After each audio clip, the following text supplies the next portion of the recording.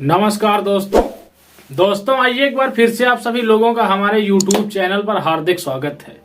दोस्तों थंबनेल तो आपने हमारा देखा ही। थंबनेल के हिसाब से हम आगे ये चर्चा करेंगे, लेकिन उससे पहले आपसे कहेंगे कि तमाम लोग लोकसभा चुनाव की जो सरगर्मी है उसकी भड़ास हमारे चैनल पर अपने कमेंट्स के द्वारा निकाल देते हैं। खैर, हम इसका विरोध नहीं करेंगे। हम तो आपसे कहते हैं कि आप हमारे चैनल पर हमारे वीडियो को देखें और अपनी प्रतिक्रिया कमेंट्स के माध्यम से जरूर भेजें, लेकिन मर्यादा में रह के जो शब्दों की रूपरेखा है वो मर्यादित होनी चाहिए। बाकी हम आपसे कहेंगे कि आप अपने अंदर सच को सच कहने की शक्ति पैदा करें।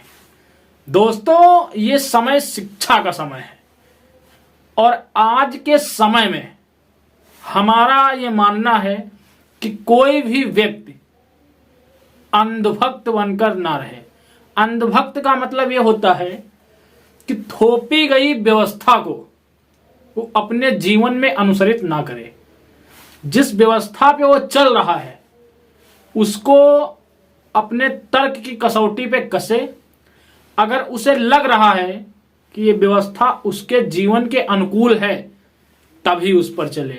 अगर जरा सा भी संकेत आपको मिले कि इस व्यवस्था पर चलकर परिणाम प्रतिकूल होने वाले हैं तो उससे आप दूरी बना ले।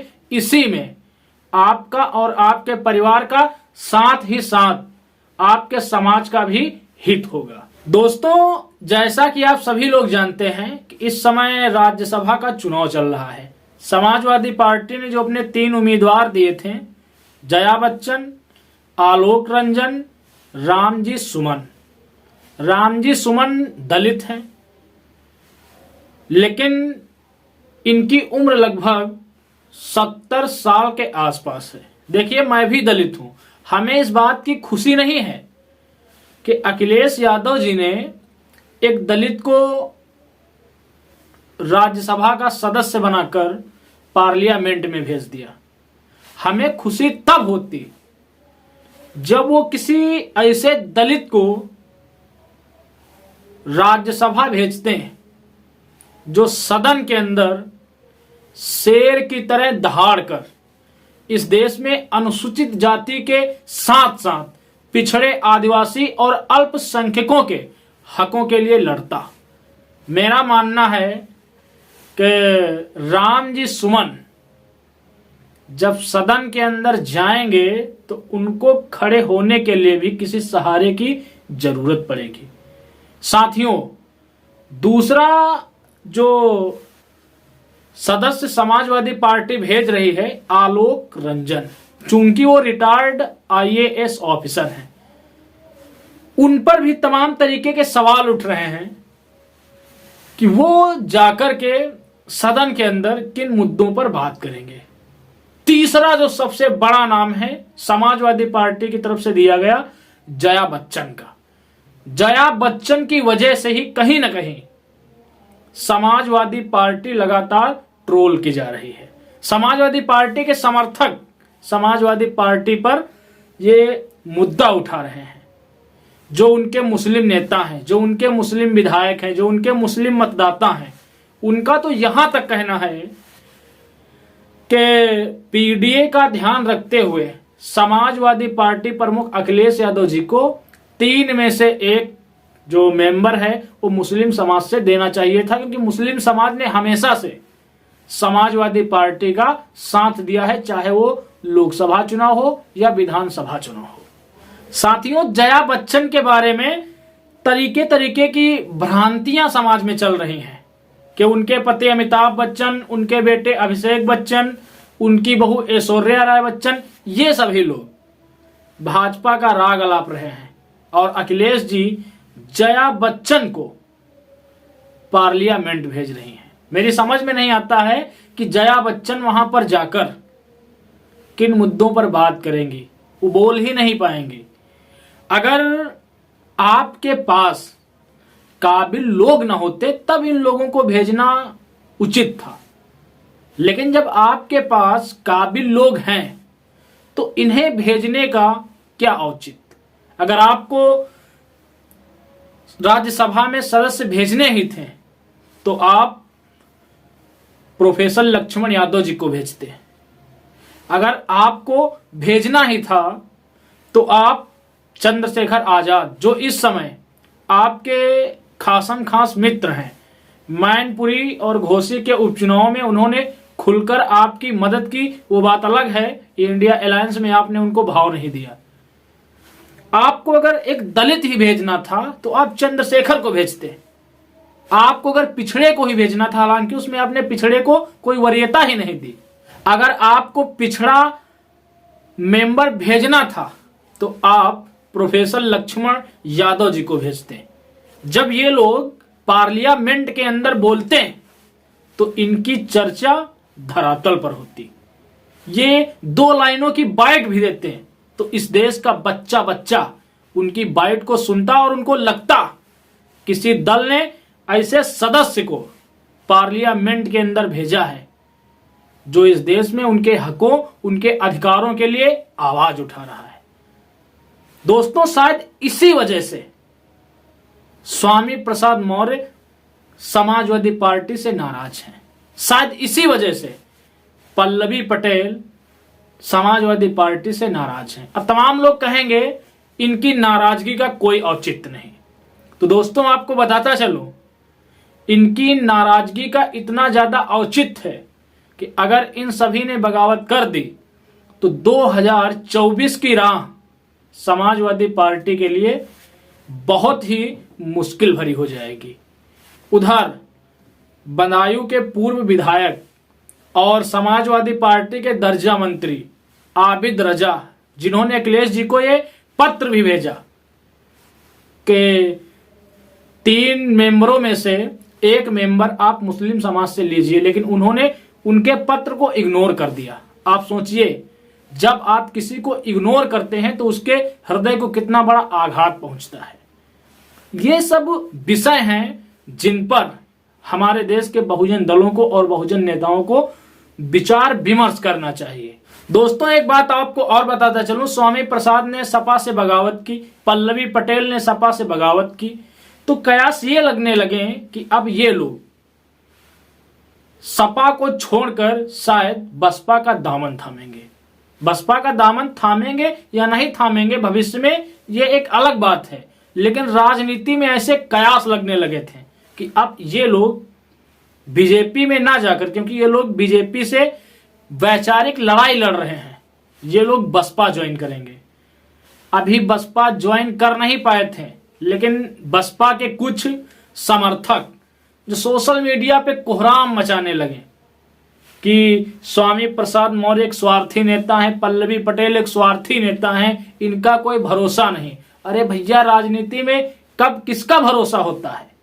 उत्तर प्रदेश में एक दूसरे के जानी दुश्मन कहे जाने वाले सपा और बसपा जब 2019 में एक साथ आके चुनाव लड़ सकते हैं, तो फिर स्वामी प्रसाद मौर्य बसपा में क्यों नहीं रह सकते।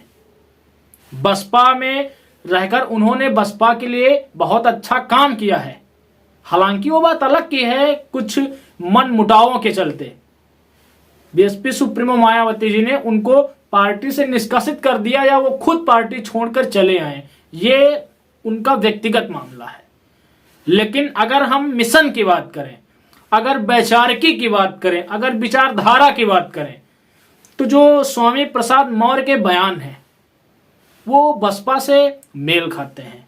और बसपा को, इन पुराने नेताओं को अगर वो इच्छुक हैं तो पार्टी में लेना होगा। अगर इन पुराने नेताओं को उनकी इच्छा होते हुए भी आपने पार्टी में नहीं लिया तो ये समाज कभी आपको माफ नहीं करेगा। वैसो भी बसपा पर इस समय बीजेपी की बी टीम होने के आरोप लग रहे हैं।